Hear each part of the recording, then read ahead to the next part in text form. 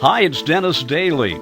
I've posted over 100 excerpts from some of my more than 250 American montage shows that I did in the 1980s and 90s while at UPI Radio. Recently, I embarked on a fresh series of shows, and here's the second half of one of my new American montage interviews. Welcome back. My guest is Al Shayne, and Al, you're one of the most energetic retirees I think I have ever met. Al has spent years and years looking through encyclopedias and doing research the old-fashioned way to come up with a timeline of world history. And he has his own ideas of just how we got to where we are today because of the entanglement of governments and big money. And Al, you have been talking about those months before the U.S. became involved in World War II. The United States and its allies froze all of the Japanese assets and put an oil embargo and said, unless you get out of French Indochina and do not show any more aggressive tendencies in that area, this is what you're going to do. So the Japanese says, hey, we got about 3 or 4 months oil supply. We either have to go to war with the United States, forget about going to war, which is, they had that option. They could have backed out, and there wouldn't have been no Pearl Harbor. But they were kept getting urging from Hitler, and his people said, look, we want you in this war as fast as possible, because then you can take over the Pacific, and it's all yours. You keep the United States busy so that we'll be able to control Europe and knock off Russia. And to me, it's as clear as your wrinkles on your on your nose. But really, what I love to tell this stuff is because I love to find people to correct me and say you're wrong. Now, you've asked me a few questions which are very relevant, extremely relevant. We were reckless. We took a chance. We didn't know there was an atom bomb on the horizon. We figured that Hitler would be happy to knock off Russia. Oh boy, would he have been happy to get all of the resources in Russia and then kill probably 9/10 of the population while he was at it. But anyway, this thing that leading up to World War II is the most incriminating thing as far as if these financiers knew what they were doing and wanted to create a war for that purpose. Because every movie you see, every book you read, every person preaches, all they preaches is all these people died for freedom and liberty, and it was for money and power, out of greed and fear. Yeah, but that's a difficult thing to tell a parent who lost a child in the war. But let's go back a little bit, Al. I know some of your concepts are not that unpopular, and you just said a few minutes ago you like for people to argue with you about some of them.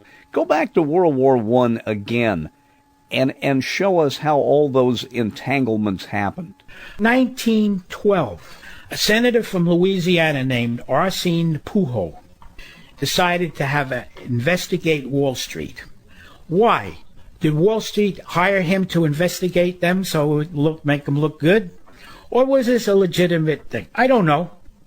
So he gets a man by the name of Charles Lindbergh Sr., the father of the aviator, who was a congressman from Minnesota, who put forth the resolution in 1912 to investigate Wall Street. And I have the results of that. It was hard to get, but I got most of the results of the investigation. Okay. During the investigation, they sent people to talk to all the big shots, to Rockefeller, J.P. Morgan, and they all had to testify. Anyway, they found out there was 11 major groups that ran all of the major industry in the United States, and ran the Treasury. What you had then, you didn't have the Federal Reserve.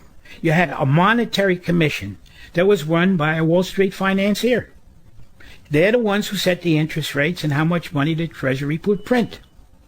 You know what the thing is? This is why I have mixed emotions. Who really wants to know about this and who doesn't want to know about this? I mean, this is hot stuff. Okay, so they have the investigation. When they're finished with the investigation, J.P. Morgan goes to Italy. Which, by the way, why does it go to Italy? Well, in 1904, the Bank of Italy started in San Francisco. One of the biggest banks we had in the United States. When the Depression came in 1930, it became the Bank of America because of the Depression. You can't have the Bank of Italy running. It's because of the Bank of America. So J.P. Morgan Sr. goes to Italy, and in a couple of weeks he dies there. J.P. Morgan Jr. takes over. He's ready to go. He's all groomed and ready to go. 1913 comes along, and everybody they know there's a war coming in Europe, big-time war. In 1913, they said, well, how the war is coming, and we're going to be involved in this if no other reason to get rich and make money. Us 11 big shots do not have enough money for a war of this magnitude. Where are we going to get money?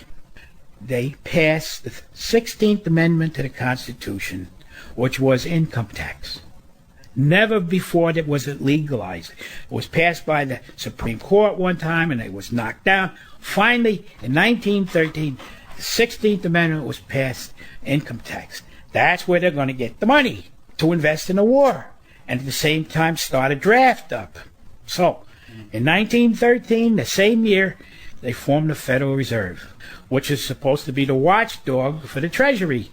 And the guys on the Federal Reserve are the same financiers. Al, I think a lot of people are finding it very interesting the way you're connecting the dots here. It's all in there in chronological order, but I'm elaborating a little bit. This is why I wanted to do it this way, because there's so many words to put down. And knowing your background, I know you sense what's relevant, and you're going to decide what you want to do with it. And believe me, I wouldn't blame you to say, hey, Al, take your book and take a walk. It's too hot to handle. Al, I think you're right. I think there are going to be a lot of people who say, well, he's just towing that line. He's anti-big business and that kind of thing. But there seems to be, throughout this timeline, whether you are anti-business or anti-government or anti-anything, there seems to be throughout this timeline one salient point, one consistent theme, and we were talking about that before we started the interview, and that is we have to learn from the events of the past. Don't repeat the same mistakes. We have to understand what went before us. When they get to my part on Woodrow Wilson and what he was trying to do, Woodrow Wilson, if we listened to Woodrow Wilson in 1917 and 1918, we would not have had World War II and all the subsequent wars. But he was so far ahead of his time, and all the people at that time agreed. He's an idealist. He's way ahead of time. This is not the world is. And they were right. The world was not ready for Woodrow Wilson. Because in many ways, Woodrow Wilson, who I know is your idol, Woodrow Wilson was too much of a visionary. And before going on the air, you were telling me that's why you put your book together, because you think that the facts, the chronological sequence you're presenting there, is something that needs to be used to open people's minds. You give this to kids in school, like this publisher in Pennsylvania is publishing it. And I'm sure he's going to try to get the schools to use it, because it's small, it's cheap, and boy, does it have information. I mean, if that doesn't stir up curiosity in an intelligent, bright young kids, and the teachers who never learned this when they went to college 20 years ago. Oh, I'm telling you, there's stuff in that book. I just picked up the meat. There's one guy who was chancellor in Germany. He used to be the head of the Center Party. His name was Brüning. Okay, he leaves Germany in 1934. It's possible he thought Hitler was going to kill him. Okay, but he ends up going to the United States. In 1937, he's teaching at Harvard University from 1937 to 1956. Now, what is he teaching? Is he teaching anti-communism or fascism? I don't know. You got it? Look up Brüning in there. The chain of events, how Hitler got in power and all the people was there. The one guy, von Schleicher, was a German general, and Hitler killed him. 1913, you got J.P. Morgan Jr. running the show. And the first thing he does is he becomes the purchasing agent for England and France. In the period from 1913 to 1918, he negotiated and loans up to $1.5 billion, just loans. In the meantime, Wilson doesn't want to get into the war. And he's got some pretty sharp advisors, one of them being Walter Lippmann. Walter Lippmann was a young but a very, very strong advisor for Woodrow Wilson. You have to go to the library and read up. There's books on Walter Lippmann that were wrote his biographies, and he was a very, very brilliant. He became one of the biggest names in the newspaper business. And I think we've all heard the name of Walter Lippmann when it comes to being a journalist. It kind of amazes me, Al, that all of the things you have dredged up through your own little private search of American and world history are things that are out there in the encyclopedias. I've always wondered why a lot of this never got taught in schools, and that's certainly something we could debate forever. I guess part of it is the fact that there's just not the time when you teach class, unless you have a class that goes on for a couple of years. I had no idea Walter Lippmann in this era wore so many hats. He's advising Wilson, and I'm coming up with this little scenario that is saying, look, what we got to do is we got to stay out of this war. Because if we stay out of the war, then these people will exhaust themselves, and then one by one they'll all overthrow their governments, as they did in Russia. This is what I'm thinking they're talking about. They're saying this in 1914, 1915, because the war is already on a few years, and we got to stay out. Wilson's doing everything he can really to stay out. In 1915, there's a guy, German military attaché in Washington, D.C., named von Papen, who became a very, very... And while he's there, the Lusitania is sunk in 1915. Immediately after it's sunk, he gets sent back to Germany as possible espionage and sabotage. They kick him out and send him back to Germany. Okay, he goes back and gets into politics in Germany with the Center Party, by the way. So apparently he's a Catholic. Not putting down the Catholics, but they had played a big role. They played a big role because they were trying to save the church. I don't blame them. So they were fighting for survival in Europe, the church. So I can understand why they did what they did, and probably didn't realize things were going out of control either. But anyway, you had a situation where Wilson's trying to keep us out of the war, and in fact, he makes a speech. In 1917, it said, "Peace without victory," and he gave it to our Congress, how we could have peace. And he's trying to negotiate peace before we get into the war. The German war hawks don't want to hear nothing of it. And everybody else that's involved over there, and the Russians. Okay, this is before Russia had their revolution, but it was getting close. And just as FDR would suffer, trying to keep us out of war to follow what Congress wanted, but then arm us in the background, this must have been torture for Wilson to have to sit back and see all this happening, particularly with the submarines. Explain that. Okay, Germany announces they're going to have unrestricted submarine warfare because the United States is sending war materials to their enemy. We're going to sink ships, man. You're aiding and abetting our enemy. You're not at war with us, but we can't allow you to do this. And they go back to freedom of the seas, freedom of the seas, and all the people, freedom of the seas. The Germans are sinking our ships, and it's freedom of the seas. It's so naive, it's ignorant, yet it works. Works. The people eat it up. And Al, this went on for a long time. Finally, coming out with all kinds of pictures of Germans bayoneting babies and women, and the Hun. They call them the Hun. The Huns were not even Germans. The Huns were the guys from Mongolia. They were the Huns, if you study history. Okay, the Huns are not Germans. They call them the Huns because people are stupid. That's a quick, easy name to remember. The Huns. They were the Mongolian conquerors. They were the Huns. And the next step is, supposedly, and I think rightly so, some German big shot sent a letter to Mexico, exhorting Mexico to declare war on the United States, and Germany would help them to reclaim their lost lands that the United States took it away from.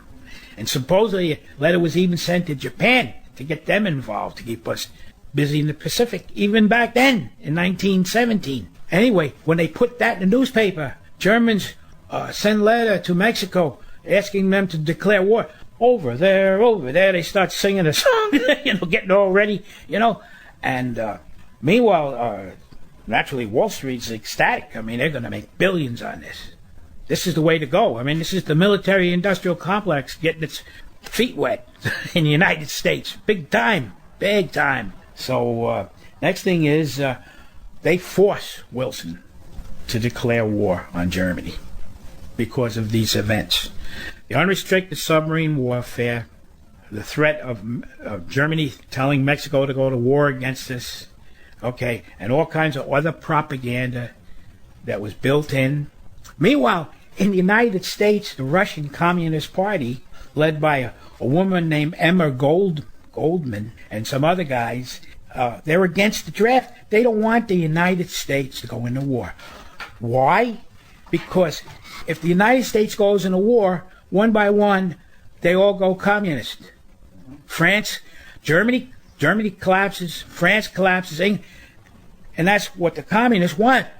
So that's why they don't want us to get into war. If you analyze this thing. This week we're sitting here and we're talking to Al Shayne, and I wish you could see Al's face. He just lights up when he talks about history. He has written a wonderful little book that goes through an incredible timeline from almost the beginning of time, recorded history, that is, until today. Al, I pat you on the back for that. You've got an incredible amount of patience I do not have. And if I can interject a little bit of quasi-editorial here, kids today, well, I guess when you get to be my age, Al, you think kids can't do anything, but kids today really, I read a quarter of them don't know who George Washington was. That is absolutely phenomenal. Your generation, you're slightly older than I am. My generation, maybe I should say our generation, had to learn the preamble to the Constitution and the Gettysburg Address and the beginning of the Declaration of Independence. It is not that way today. So you grew up in a generation where you had to know all this stuff.